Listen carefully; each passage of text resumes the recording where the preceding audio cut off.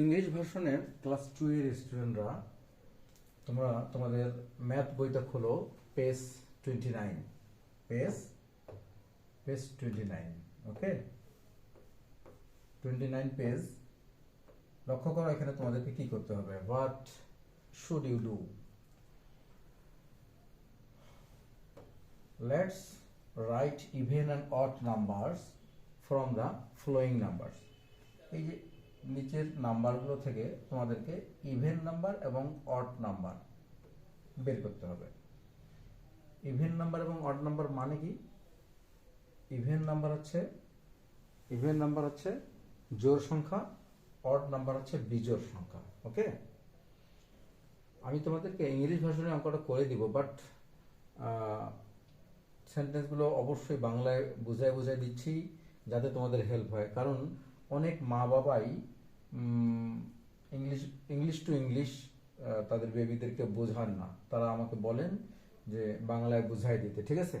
So let's do, কি লিখতে এখানে, let us right even and odd numbers.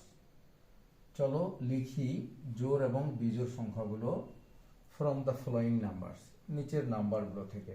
We know the number ending with 2, 4, 6, 8 and 0 is even number।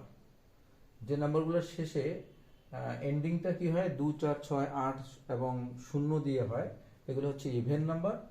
and the number ending with 1, 3, 5, 7, 9 is an odd number. Okay, it's very easy if we know this rule. Okay, even number. Okay, 8, obviously it's even number, so we have to write 8.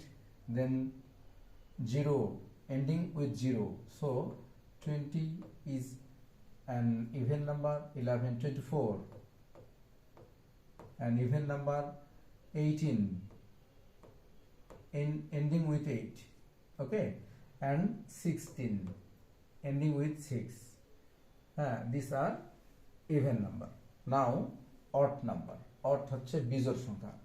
odd number 13 ending with 3, 11 ending with 1, 9,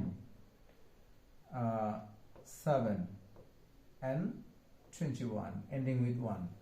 These are odd number. Okay, আর তোমরা যদি কেউ অনলাইনে পড়তে চাও তাহলে আমাকে এই নাম্বারে কল করবে। ওকে, আল্লাহ হাফেজ।